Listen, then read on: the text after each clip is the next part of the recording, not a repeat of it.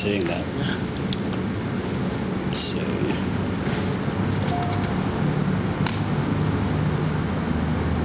Oh, Amy Klobuchar launching Super PAC ads. You seeing it on your phone, Jamal? Are you seeing it on your phone?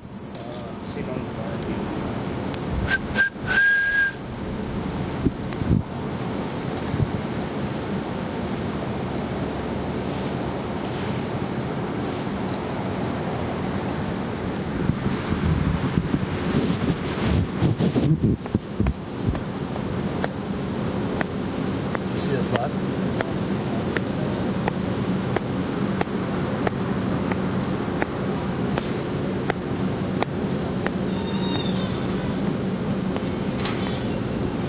Thanks. Hey there, Jordan. I am here in Charleston, South Carolina, where the debate will be tonight. I think it's the 10th Democratic debate, so get your popcorn. It's going to be a tough one for Bernie Sanders. I promise you that. I'm here with a few Bernie bros, as they call them. We're on the College of Charleston's campus. 12,000 students go here. Charleston is definitely a little bit more, I would say a lot of bit more liberal than other parts of South Carolina. But, you know, Bernie, if he's going to have any shot of winning here in South Carolina, definitely going to have to bring out a very, very high youth turnout. So some folks here have been going around the campus and kind of, you know, talking to students, trying to get them to go vote for Bernie on the 29th. So before I get to the debate, you guys, I think, went to the town halls last night. I did as well. Oh, you did too. So we all did. Oh, all right. So you all went to the town halls last night. Bernie had a town hall on CNN. Mayor Pete had a town hall. So did Tom Steyer. I won't give my thoughts. What were your thoughts, and what was the audience's kind of reaction to Bernie versus Pete versus billionaire Steyer? Oh, and names. I'm Carter. Last night, Bernie was definitely the overwhelming crowd favorite. Everyone was cheering for every policy that he talked about, and just about every moment he was up there, it seemed like he had the crowd's attention. Pete definitely had some supporters there that were cheering him on, but I thought that he was just very didn't use much substance, and then most people left before Steyer, honestly. But yeah, that's what I saw. What were your thoughts? So yeah, I only had time to stay for Bernie's, but the main thing I noticed was that his main focus was trying to clarify some things, that a lot of misconceptions that people had about him and his policies. There were a lot of great moments where he pulled out the cost list of his programs on exactly that question. He clarified the Castro thing that recently came up. So that was my main takeaways. I think he did a really good job breaking down those issues that I think had undecided voters most worried. So Remember, folks, press the like button. It's the thumbs up button right under the video. More people that press that like button, the more people that will see the live stream. We are in a super chat, so if you're feeling super, let us know. All of this traveling is costing us a pretty penny, so your contributions make a big difference. What did you think last night? One thing I noticed was, you know, Bernie has the crowd going, and then Pete kind of comes on and says, Bernie's excluding people, which I thought was odd because, you know, excluding people from his base, which I thought was odd coming from somebody with, 3% support here in South Carolina among black people. Well, I think that Bernie... You could take it. Well, I think that Bernie really is the candidate for the people. I mean, you see where his money's coming from. He's not just representing big money donations. He's representing the people. He has the most diverse coalition. He has the most diverse following. And someone like Pete Buttigieg, who does not have that, can't necessarily talk in that sense about someone who does. I think the biggest takeaway about the night last night was what Jamie said, and how, Bernie showed us how he's going to pay for the health care.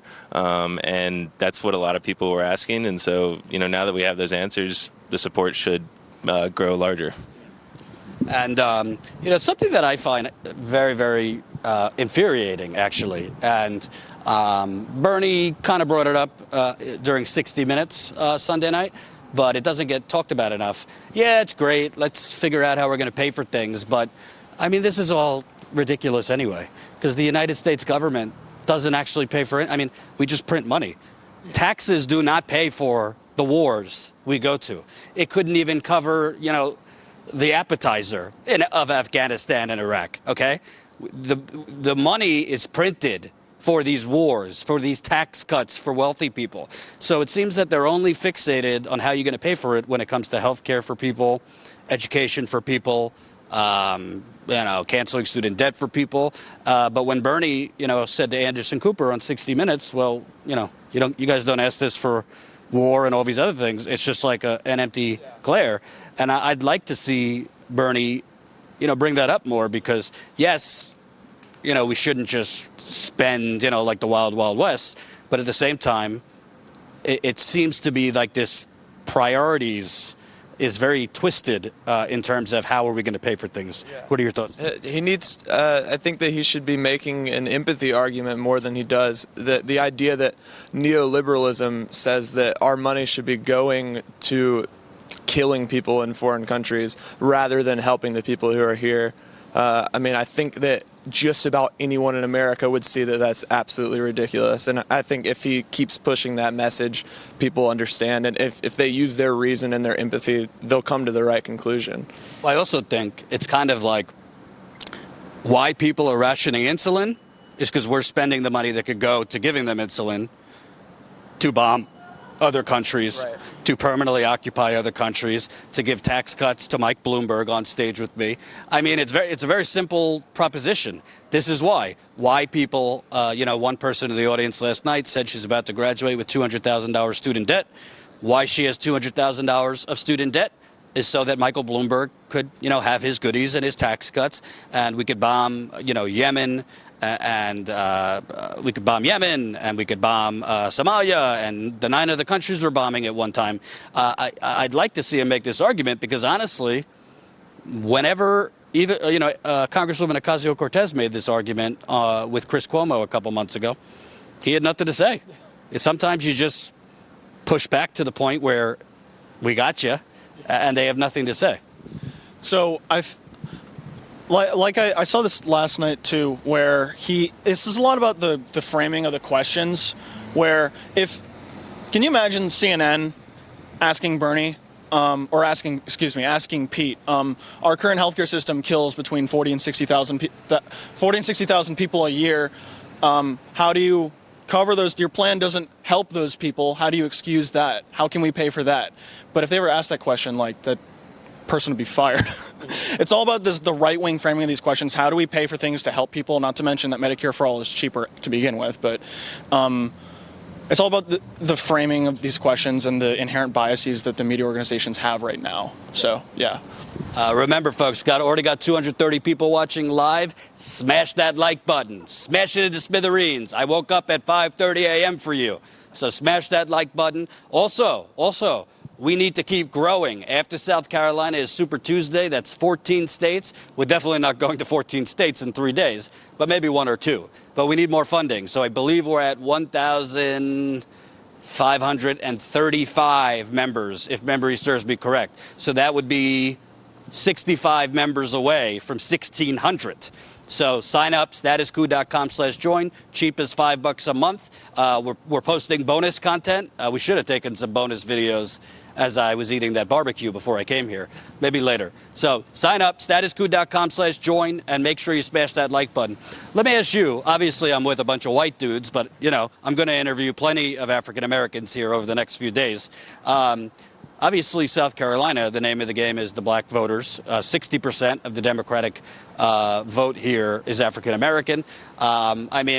Bottom line, Bernie got crushed in 2016, no doubt about it. I think a big part of that is African American voters knew the Clintons. Clintons had been going into churches forever, and Bill Clinton with the saxophone, and there was just a built-in trust there. But Joe Biden at one point in this state was up 50 points. The latest poll yesterday, he's up 4 points, and that's within the poll's margin of error. Joe Biden, listen, I take credit here. I've been saying for the last 6 months, let's stop pretending these are gaffes. These are not gaffes by the vice president. There's something going on with this guy. I'm not a doctor. I'm not trying to diagnose him with anything. But anyone with two eyes and common sense could tell you, you know, some people when they get older are there's a little bit of a cognitive decline. But the media, and I've spoken with people in corporate media that privately, they won't say it on air, there's an understanding that, are you seeing this? This last night, he, in a speech here in South Carolina, says, please give me your vote. I'm running for United States Senate. Can you imagine if that was Bernie Sanders? He said CNN, MSNBC, all of them would be calling in medical doctors round the clock, 24/7 on CNN. By the way, this is not getting any coverage. Joe Biden, four times in South Carolina over the last 2 weeks, has lied about being arrested in South Africa on his way to meet Nelson Mandela. The Washington Post just wrote a story about it saying an absurd claim. I'm old enough to remember when you make false claims, it's called a lie. That's called a lie. It's not called a claim. It's called a lie. There's no arrest record of Joe Biden getting arrested in South Africa. And there is certainly, he said he got arrested with another ambassador, a U.S. ambassador. That U.S. ambassador is like, I don't know what the hell this guy's talking about. But have you heard much coverage of any of this in the media here? I haven't heard about it at all. What I did hear about was when Joe Biden was speaking about a man who had just recently become handicapped, and he asked that man to stand up, which was pretty appalling. I mean, it's common sense and common decency to not say such a thing. I think that Joe Biden personally has his foot in the mouth a lot of the time, and the difference between him and Bernie Sanders is that Bernie Sanders can and actually does represent people. Joe Biden doesn't know what to say half the time, and I think we'll see that on the debate stage tonight. So, obviously, there's a huge divide between, all these older folks, not my audience, because we got a lot of older folks who are definitely with it. But a lot of these older folks are so up in arms that Bernie Sanders had the gall to say, Fidel Castro, he's not a good guy, did some terrible things, but there's good things sprinkled in. Meanwhile, Michael Bloomberg won't call the Chinese communist dictator a dictator. Nobody seems to care about that. We're hearing from the Democratic establishment how terrible Bernie is for saying Fidel Castro, invested in literacy in Cuba.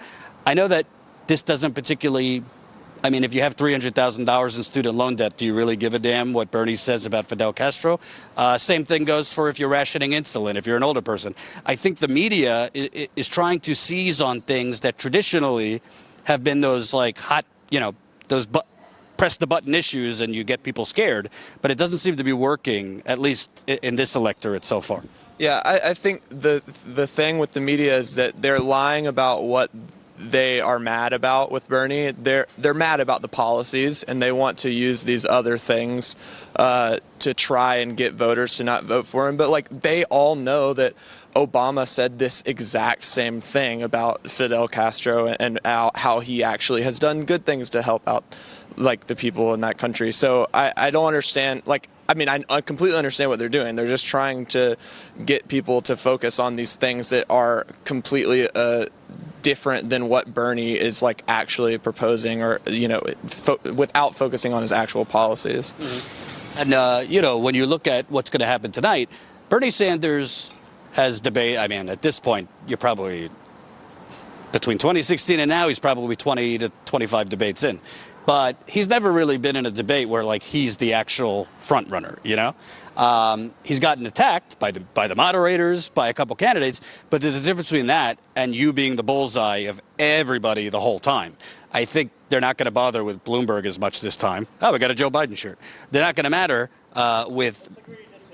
Yeah, we're not going to matter. They're not going to focus so much on Bloomberg because Bloomberg's already destructed. What do you expect tonight, and what would you like to? How would you like to see Bernie respond to? I'm expecting attacks on everything from comments about Cuba, comments or visiting the Soviet Union. They're going to try and revisit his gun record. What are you expecting?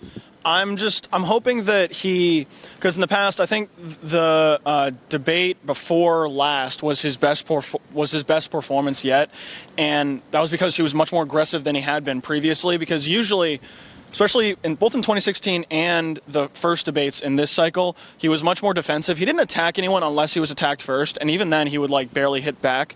So I think the way he has to do this is he can't look like he's on the defensive the whole time. He has to hit first, and I guess that's about it. Is he has to do really well here because, in my opinion, like the polls are so close now that this has the potential to make or break him here. Yeah. And to me, I'd love your guys' thoughts. To me, I said this yesterday, the wild card in all was two wild cards. Of course, Joe Biden's brain is one of them. But there's two wild cards. Number one, if you're Bernie Sanders' campaign, Tom Steyer is your best friend right now. You want Tom Steyer to, he's a billionaire, so have a very nice meal before. And you want him to do well because the polls show Tom Steyer is actually taking away support from Joe Biden. But Steyer is not actually getting enough support where he's going to pass Bernie in the polls here. But the higher Tom Steyer goes, that support is coming away from Biden. But I think Elizabeth Warren and what she decides to do, because is she going to, you never know. She's either going to knife Bernie in the front, claim Bernie said women can't be president, or she's almost going to block and tackle for Bernie and attack Bloomberg and other candidates. She has never really gone nuclear on stage at Bernie because, what are you really going to go after him for? But if she, if she goes after Bernie, it could really backfire for her. But if she goes after some of these other candidates to kind of take the heat off Bernie, our viewers won't like it, but it might be remembered later on, I guess you could say. So what do you expect from her? Because I think at this point her campaign knows she's not really playing right now to win as much as she's playing to collect delegates and have leverage at a convention. Yeah, so we'll see what she ends up doing. I think it would be pretty off-color and just not representative of her character or her platform and what she believes if she didn't eventually endorse Bernie, because they believe in similar things, more similar things than the other candidates. But we'll see what she ends up doing. She has a tendency to attack Bernie sometimes, but I think the thing to remember here is that Bernie is used to being attacked. He's been attacked by almost every media outlet, almost every American almost who doesn't support him. So I think that he'll handle everything very well. My audience will tell you, well, she didn't endorse him in 2016. And she's been a little, they had a private conversation. She goes to the media with it. So we'll see. I think she's smart. If anything, she's smart. I think she realizes now, there really is not a path. If she got crushed in New Hampshire, which was right next to Massachusetts, polls show she's not actually winning her home state of Massachusetts right now. So I think she would be smart to keep going after Bloomberg, keep going after Pete. I think the toughest she's been on Bernie is basically saying I'm for getting rid of the filibuster and he's not. If she wants to do that, whatever. But I think if Warren joins everybody in going after Bernie, it's going to be a difficult night because it's not just six other candidates going against Bernie. Always assume the moderators are going to be going against him too. But it also could have a reverse effect because I think a lot of people, just psychologically, when you see somebody getting tag teamed by everybody, you kind of gravitate to that person. I remember looking, MSNBC had a little, they went around to ask voters who they voted for, and a voter said, I was kind of torn, but I saw MSNBC and all your propaganda 24/7 against Bernie, so I decided to vote for Bernie. So it could technically have that opposite effect. Remember, smash that like button. We got, I don't know how many people watching right now, but I need everyone press that like button right under the video. I want to ask about South Carolina. Obviously, we know black voters play a key role. James Clyburn, who's kind of I don't really look into endorsements that much. I think they're over. I think AOC's endorsement really mattered, but other than that, I don't know how much these lawmakers matter. But Clyburn here matters in terms of, I think, older African Americans. He hasn't formally announced it, but reports say he's going to announce Biden. Do you think that could put Biden over the top, knowing how kind of South Carolina politics works? I don't know who that guy is, and I don't think it will affect younger voters at all. I don't understand why it would, but It's hard for me to say because I don't even know who he is, but honestly. I think the main thing is that, like you said, most of Clyburn's base and his following is a lot of older African American voters, and I don't think I don't mean to speak for any of them, but for younger African Americans, I don't see it affecting them big time because that's about it. Is they follow him and he's a respected figure, but they're aligned with Bernie on almost every single issue, and now Bernie is winning especially among younger African Americans. He's been winning for a while, so I don't think it'll have as big as an impact as the media is saying it will. What's the response you've been getting here at College of Charleston? Because you guys have been going up to students, passing out your Bernie propaganda, all that stuff. Is this because it seems like there's different factions? You got the conservative clubs, you got the neoliberal clubs, but seems to be a big Bernie brigade here as well. Yeah, I mean, I'd say that the people who support Bernie at College of Charleston are just as representative as the people who support him nationally. It's just as diverse as it is nationally, and obviously there are other clubs and other ideologies on campus, but at the same time I think that we have a pretty strong hold. We're constantly being told to take flyers down. I take that as we're doing our job well. The more that attacks that we get, I think that is the fact that we're being effective. And welcome new member Francisca. Welcome. Clap, clap, clap. I think that's 1,536. If memory serves me correct, that would be 36, 64 members away. 64 members away from 1,600. And we have 700 people watching. So smash that like button. Let's get it to 1,000. There's all these young people passing, being like, what the hell is this guy doing?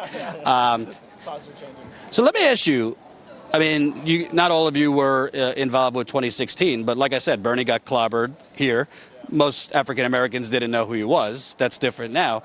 But what do you think is the difference here? Obviously, Iowa, New Hampshire, Nevada, that commanding victory makes a difference. But why do you think he's made inroads here in South Carolina? Of course, but we're a bunch of white dudes, so I will speak with a more representative. There's definitely some African American volunteers I'll be speaking with. But do you think it's making more inroads with the black community? Are there other considerations? I was at the town hall last night, and the one thing I just couldn't help but notice while actually being in that room is that people in this room support Bernie's policies. They may not support him as a candidate, but it felt like everyone in that room understood that what he was fighting for is right. And so, I think more and more he's becoming, people are starting to realize that he's a reasonable candidate and could actually win. And so they have a level of permission to vote for him and give him support because, this whole electability farce has it's been thrown out the window once he starts winning all these states and once his popularity has gone up in the polls. So I think people are realizing that, and I think they've always understood that his policies are right, and maybe the support is going to keep catching up with that. One thing that really nobody asked this, and I would like somebody to ask this, especially to Chris Matthews and all these brilliant people, who gives a damn what they think? These are the same people that said Donald Trump couldn't win the Republican nomination. These are the same people that said Hillary Clinton would crush him by 20 points. I mean, it's like listening to, the guy who keeps getting TKO'd in a boxing match on how to become champ. I mean, it's ridiculous.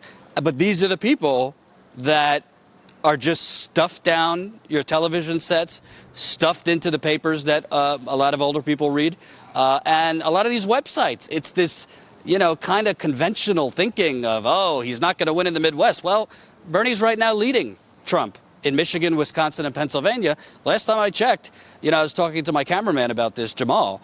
Trump is not a Godzilla. He won by 77,000 votes. That's not a lot of votes. If you had a half-competent, half-charismatic candidate to challenge him in 2016, who didn't, who didn't have any real trustworthiness. Her numbers on trustworthiness, on favorability were rock bottom in 2016. He only won by 77,000 votes, so it's not exactly like you're going up against Jesus here. Yes, he's got a really, really avid base, but so does Bernie. And I think what you're seeing in South Carolina, and you touched on this, is a lot of these ideas that the media particularly made radical, Bernie has moved that kind of window where I think yesterday he just asked the audience, like, do you think it's radical to have a living wage, to have universal health care? And there's really no hesitation anymore, partly because of kind of that idea of like people give themselves permission when you start seeing somebody to win. What I find most interesting is that like all the candidates on stage, they're all like trying to compete about like which of them likes Bernie's platform from 2016 the most. They're constantly trying to preempt him. Like I think Biden a couple debates ago claimed that he was the first one to champion the amendment that Wolfpack is trying to force through, which is like it's just not true. So I just find it interesting that Did he say that he did that in his South African jail cell? it was ridiculous. And then Klobuchar made another like outlandish claim that she has a better pro-union voting record or something like that. They're all just trying to preempt him and attempt. Point is, he successfully pulled the Democratic Party to the left. Like 2016, the media kept saying, "Oh, $15 minimum wage is impossible." Meantime, how many states have passed and states and cities have passed laws like that?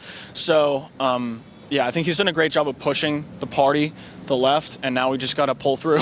Can I say something about the $15 minimum wage thing? I don't know if a lot of people have seen this clip, but Pete Buttigieg showed up to a Fight for 15 rally in Charleston yesterday and literally got booed away. And he tried to like say that he went to that rally last night without telling everyone that they didn't want him there because they know that he's not fighting for them. Yeah, I thought that was hilarious. That clip is very funny. Look it up. And welcome new Status Coup member, Anthony. And I stand corrected, by the way. I was selling us short.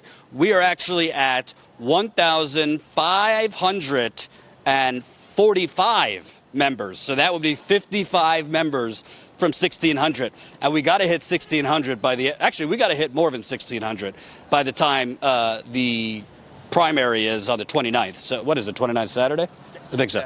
We got to way past 1,600 by Saturday, and I'll tell you why. You got Super Tuesday on the 3rd, so to be determined where we go for that. But it doesn't really let up after that. You got Michigan is a big primary state. You got New York, which other than California, New York has the second most delegates. I'll be honest, we don't need a ton of money to cover New York since I live there, but, you know, sign up anyway. But there's a ton of states out there. And more importantly, this is kind of the good news, bad news for Status Coup right now. The good news is, not to get ahead of ourselves, it looks like it's going to be a very long campaign. In a good way, meaning it looks like Bernie is going to be in this thing to the end. And we would like to cover as many states as humanly possible. When I say we, obviously Jen did a terrific job in Nevada. We're going to be sending her out to more states, Jamal behind the camera. So it's going to be a team effort here. But frankly, I don't get no money from the bankers, the fossil fuckers, big pharma, big real estate, Silicon Valley, the plutocrats of the Democratic Party, the plutocrats of the Republican Party. We don't get their money. We don't want their money. We get your money, your hard-earned money. So keep signing up, statuscoup.com/join. Become a member for as low as $5 a month. There's some outlets that talk about being out there, but they're not particularly out there. You know how I know? Because I am, and I don't see them. So keep signing up, statuscoup.com/join, and keep smashing that like button. So we're going to wrap up soon, but I want to ask you guys it seems to me, Pete Buttigieg in particular, to me, I think this is the corporate media's last stand, which is great for me, because only in America can a candidate with zero accomplishments in his city. I've been there. This guy has done nothing other than he put some lights under the river.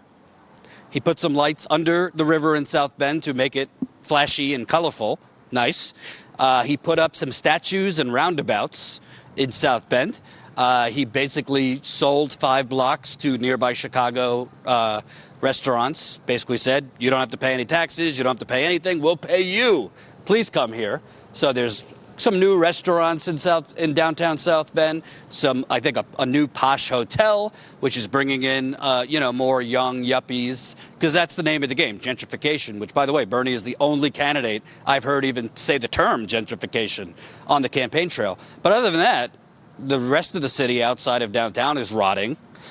He demolished 1,000 homes all in black and brown parts of South Bend, and he makes that out to be his shining achievement. They leave out all of these people, well, majority of these people were too poor to repair the homes.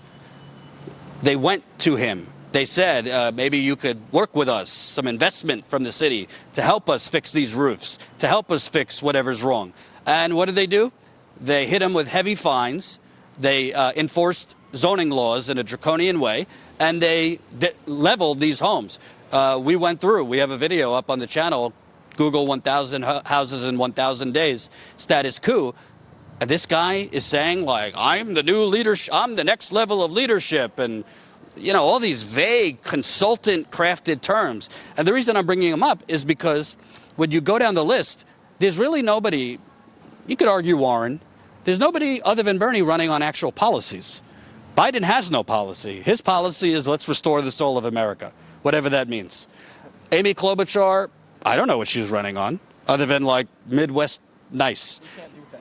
Pete Buttigieg, Medicare for all who want it is it's not even a real thing. I've read it. It's a joke. Warren has a lot of plans. I'll give that to her. You know, there's some conviction behind those plans is the issue. But I think Bernie is resonating because I think people are really struggling, but also gravitating to the policies. And I think some in the media have made it seem like they're gravitating to Bernie, and it's almost like a cult. When in reality, what I see is more, yeah, Bernie, people love him for fighting, but it's more the policies he's standing for. Yeah, I mean, I'll be the first to tell you, Bernie could be a better candidate in terms of how he communicates things, his demeanor, you know, he could be warmer, but we like him because of his policies. If I was judging candidates based on how nice they seemed, I would vote for Tom Steyer. You know, like, it's not about that, and it shouldn't be. And so many people, you know, base their opinions on, well, not so many people, a small number of people base their opinions on how nice these candidates are, and those people are not like communicating with their own empathy, and they're not thinking about people who have less than them. And I think a majority of people are thinking about those people, or they are those people, and so they are thinking about the policies. Yeah. And what do you expect in the final days here? Obviously, we don't know if Biden's going to know where he is tomorrow or 2 days from now, but what do you think is going to make the difference in the final few days? Is it the Clyburn endorsement, tonight's debate, something we're not expecting yet? Because right now it seems like kind of a toss-up between Bernie and Biden. Yeah. So I think the main thing will be the debate. I think Bernie just has to focus on not getting clobbered, and especially in the perception that he's fighting back and he's not letting them corner him. And that'll be the main thing. Of course, you know, every 3 or 4 days, another non-scandal scandal comes out. And last time it was the Castro thing. So we'll see what they hit him with next. But yeah, I think the main thing will be the debate. Yeah, I mean, I think the debate will definitely be a bigger signal to the public about Bernie being the best candidate for us rather than Clyburn's endorsement. Clyburn's endorsement may have a lot to say more for black people or people of color. Especially. Yeah, but we'll see what happens. I mean, Bernie is still who he has always said to be, and he'll be out there tonight, you know, showing what he really believes in. And, got another one. Welcome, new Status Coup member. I believe your name is Rondell. Welcome to the party, Rondell. That's 3 new members. I believe we are now at 1,546. So that's 54 members away from 1,600. Keep signing up, statuscoup.com/join. Last question. What's at stake for you guys? I mean, I like to know personal stakes. Are you mortgaging your future to go to college here? Health issues, family issues? Why Bernie? What would him winning the nomination or becoming president, how would it affect you?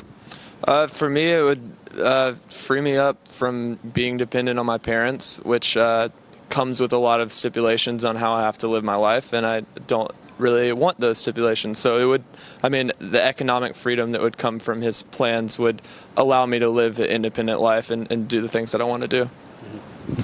So Same here. I'm living with my parents at Mount Pleasant, which is about 20 minutes away, and I haven't been able to save any money. I don't have any student loan debt because I'm working at the same time, so everything is going back to the tuition installments. So that would allow me to move out sooner. Another thing is that my mother works 2 jobs. One, she doesn't get any salary from because it's just for health insurance. She's being run ragged.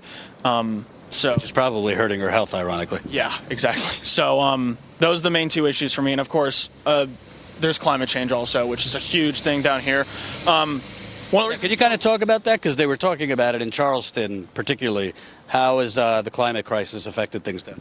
Rising sea levels, that's the main thing. And that's how Joe Cunningham, who's the first Democrat to win this district in for 40 years, since the Southern Strategy was first run, because he's a moderate Democrat. For example, he doesn't support Medicare for all, but he's especially focused on offshore drilling, environmental issues, and climate change. So that's the reason he won to begin with. So, yeah. Yes, climate change, of course. I mean, Bernie's got the best climate change of any of the candidates. But also, I mean, healthcare. Me and every other American, if Bernie wins, will have a decent, acceptable, and affordable healthcare plan that is of the people, for the people, and by the people. Thank you, guys. So here's the deal. The debate, I think, is at 8 o'clock, so we'll be at a debate watch party here in Charleston. Obviously, like we said, it's probably going to be last time was kind of a boxing match. I think this one will be an Ultimate Fighter match. And I think what you were mentioning about Bernie, sometimes his demeanor, I'd like Bernie to come fighting. I think sometimes you could get the wrong advice to come, if you're in the lead, just kind of sit back, don't be overzealous, let them come at you, but just stay the course. I think the best Bernie is fighting Bernie. So I think if you are going to be attacked from, all sides, Warren will see. Bernie on offense would be good. I do think some of his record on guns in the past, I don't agree with. It was litigated in 2016. I doubt that's going to sink him if he could explain it well. And I do think the pay for it question, I would like to see him turn that around on these folks, because not a damn person on that stage, definitely not Joe Biden, asked how are we going to pay for the Iraq war when he voted for it. None of them seem to worry about how are we going to pay for these Bush tax cuts when Biden made a deal with Mitch McConnell to extend them. We only ask how we're going to pay for it when it helps working people, when it helps black people, brown people, indigenous people, handicapped people, vulnerable people. That's the only thing we care about. And I think Bernie needs to kind of turn that around. And honestly, there are ways to pay for these things. He talks about how to pay for free public college with the Wall Street speculation tax. It's not that it's not that they're worried because there's no details.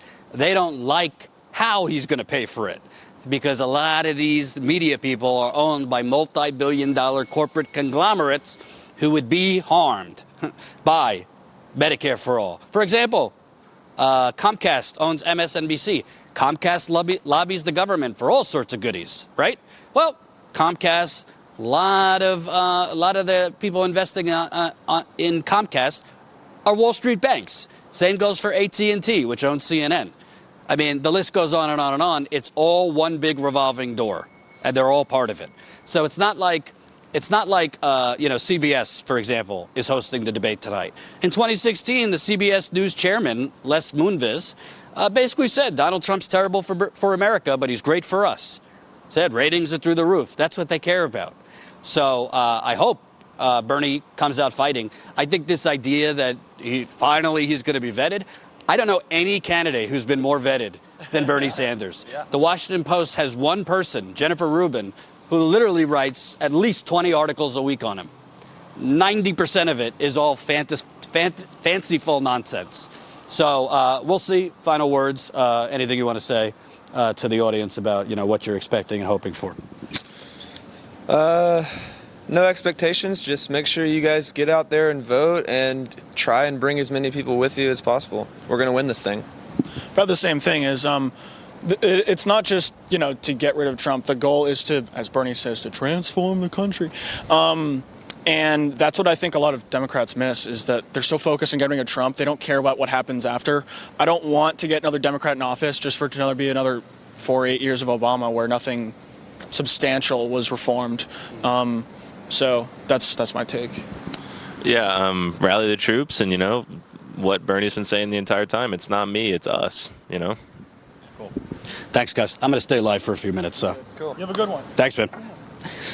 So I want to read comments and questions for the peeps, leave some super chats, and keep signing up. We got 3 new members so far. We'd like to get a lot more members. Remember, this all costs a lot of money. Flights, hotels, rent-a-car, food, a lot of money. So keep signing up, statuscoup.com/join. We'll be live from the Debate Watch Party tonight. Bernie has a rally in Charleston, South Carolina tomorrow, so we'll be there for that. Then Bernie's making his way, I believe, to Spartanburg. He's also going to be in Columbia, South Carolina. We might say hello to our friend Uncle Joe Biden. We might go to a Biden event or two. Based on what happened at the last Pete Buttigieg event we went to, I don't know if we have the stomach for that. But we'll definitely be covering Bernie while we're here over the next few days. Definitely be covering Biden. Maybe Warren. We'll see. So let's read your comments, questions, concerns. And yes, hit that like button. Hit that like button. Get the pen. Whose pen is that? I don't know what you're talking about. Hey, guys, you forgot your pencil on the bench. Oh, I'll make sure to get it back to them. Tuition-free college, direct need of minorities. Yes. All right. Ending private prison system directly heals minority communities. Yes. And to tell you the truth, I mean, Medicare for all would be a huge, huge game changer for all people. But certainly, African Americans who have way worse health outcomes than white people do. If you look at the data around the country, I mean, particularly black females having more heart problems and things like that. So definitely, Medicare for all would be a big deal. Look at your right. That's cryptic. Somebody said, look at your right. Glad you're feeling better, Jordan. Stay healthy. Yes. Thank you. God, I had a really bad cold. Really bad cold. But definitely a lot better now. I'm back. I'm black, and so is my family. We'd benefit greatly from Medicare for all and student debt forgiveness. Yep, that's what I'm saying. Check out that cutie on the left. I feel like people are watching me. They're like, check out that cutie on the left. Look at the pen. So what are you guys expecting? I think tonight the biggest thing will be, what does Elizabeth Warren do? I think that if she... Listen, I don't trust her after all the things she has pulled from 2016 to now. I think she does what's best for Elizabeth Warren without really considering what's best for the progressive movement. So does she see more benefit in going for Bernie Sanders' jugular? I don't particularly know what she would go after Bernie for. Her campaign has been sending people out on shows like, The Hill TV with Crystal Ball to make the case that she's as progressive as Bernie, but she's the effective progressive. She's a progressive who can actually get things done, but there's no evidence of that. I mean, she, other than spearheading the Consumer Financial Protection Bureau, which, great, it was kind of hollowed out by Trump, but other than that, as a senator, she doesn't have any major accomplishments other than, yelling at bank CEOs at public hearings, which is great for a viral moment. I enjoy watching it, but she hasn't passed any or led any landmark legislation. So I don't know what the track record of Elizabeth Warren as a senator is that tells you she's the most effective progressive. I also think, frankly, based on what we saw from Michael Bloomberg a week ago, I mean, I don't know how you get that much better from that low. I don't know how much better he could get in a week, because that was one of the worst that was the worst debate performance I've ever seen.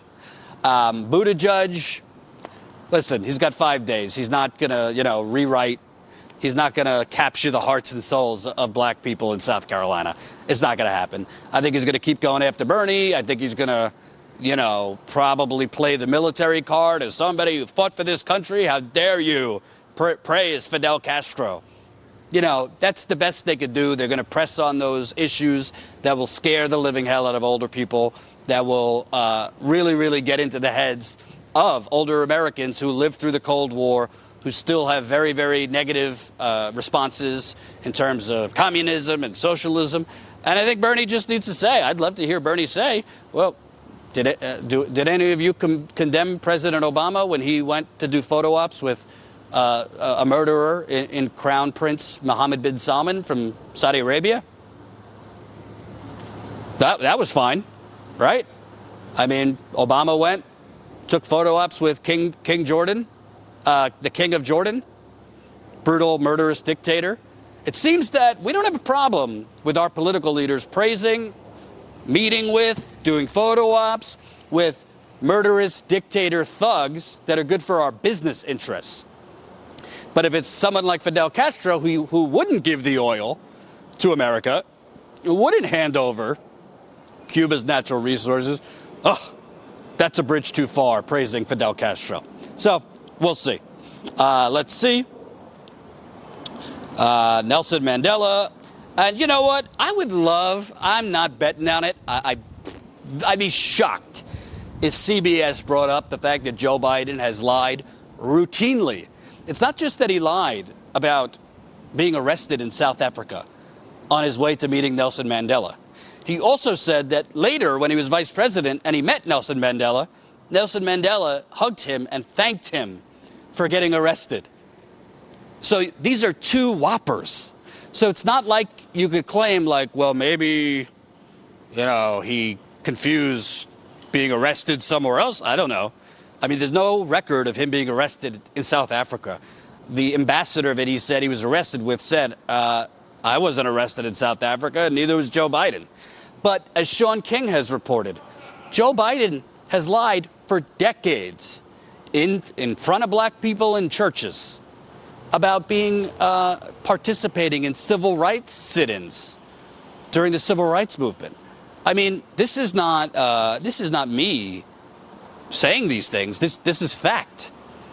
In his own books, he has written that he did not participate in the civil rights. He knew about it. He was told about it, but he wasn't a first-hand participant. But then he goes to South Carolina and at churches in front of black people is talking about, I participated in civil rights sit-ins. No, he did not. And by the way, if you didn't, it doesn't mean you don't care about civil rights.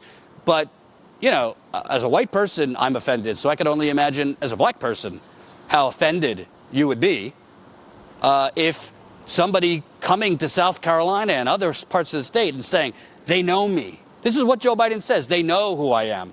Well, they know what you've told them. And by the way, it's not just Bernie Sanders. They would be going after any progressive if they caught them even in a white lie. And here Joe Biden is lying on the regular. He's lying on the regular about inflating his civil rights record. I've been arrested in South Africa, marching to meet Mandela. I mean, he really hasn't been taken to task for the crime bill, which, by the way, Bernie voted for too, which is a bad vote. Bad vote by Bernie. At least he's apologized for it. At least at the time he voted for it, he actually foreshadowed and warned of the mass incarceration that would result in it. He said he voted for it because of the provisions inside with the Violence Against Women's Act. But,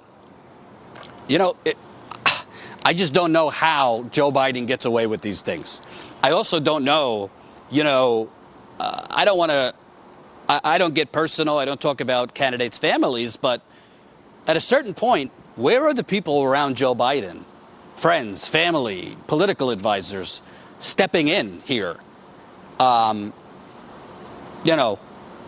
charitable interpretation would be the man is not cognitively well and he is not intentionally lying about these things, but he is misremembering things or getting confused, which happens if you're having some cognitive difficulties at an older age. That would be the very, very charitable definition. But there obviously is something wrong when in the week of the South Carolina primary, you are in front of voters saying, I'm Joe Biden and I'm a candidate for the United States Senate. And if you're not going to vote for me, vote for the other Biden. I mean, this is bizarre stuff.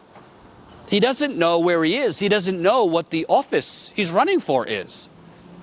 And I'm not saying all this because I wish anything negatively on him medically. Like, I don't agree with him politically. I think he's got blood on his hands when it comes to Iraq and a lot of other things. But I don't want him to, for anything bad to happen to him. But I just can't believe the outrage. If Bernie Sanders lied even in the slightest about anything, there would be such an army between the media and the Democratic politicians and the think tanks and the lobbyists and all of them coming after him to drop out. Joe Biden, the Washington Post, the guy who does the Pinocchios and fact checks, his headline is, Joe Biden's absurd claim or ridiculous claim about getting arrested in South Africa. That's close, but it's actually an absurd lie. It's also an offensive lie because you're trying to exploit apartheid in South Africa for your political gain. That's what it is. He was trying to exploit apartheid in South Africa to win South Carolina and get over with black people. It's insulting. And he needs to be challenged. Where was this arrest? What year was this?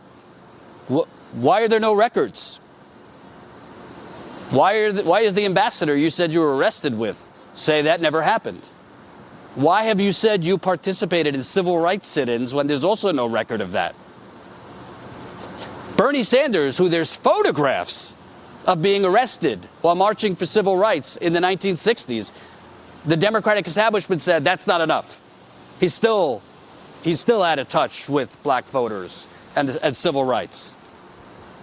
Joe Biden, who's lied repeatedly about all this, is getting a pass. And I fear he will get a pass tonight. I really do.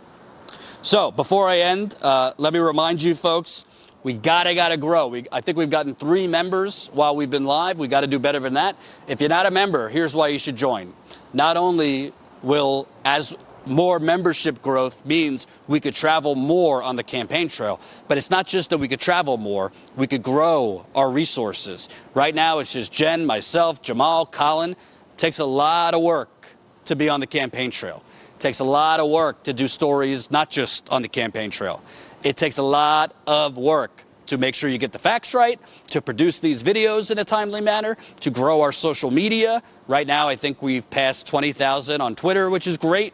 At Status Coup, follow us on at Status Coup. Got to grow our Instagram, Instagram.com/Status Coup. So we would love to be able to hire more people, but we've got to grow. And we're growing organically through membership. We're not taking any shortcuts, not taking any money from the plutocrats. We need you. Obviously, if you don't even have $5 a month, if that's not within your budget, totally fine. We get that. Just watch, share, like, spread the word. But if you're on the fence and you do have a couple bucks a month, it's only $5 a month to join us. We have other plans too. Not only are you supporting us, we post members content. Jen posted content, behind the scenes stuff from Nevada. We also have a monthly members call, which we're going to do probably this week, maybe next week, just for members. It's a video chat. It's a lot of fun. So definitely sign up, statuscoup.com/join. We're going to go check in where we're staying, and then we're going to be live. We might be live before the debate, too, at the debate watch party, see how things are going. But definitely after the debate. The debate starts at 8 o'clock Eastern on CBS. We'll be live tweeting all that good stuff. So thank you for watching. Sign up, statuscoup.com/join.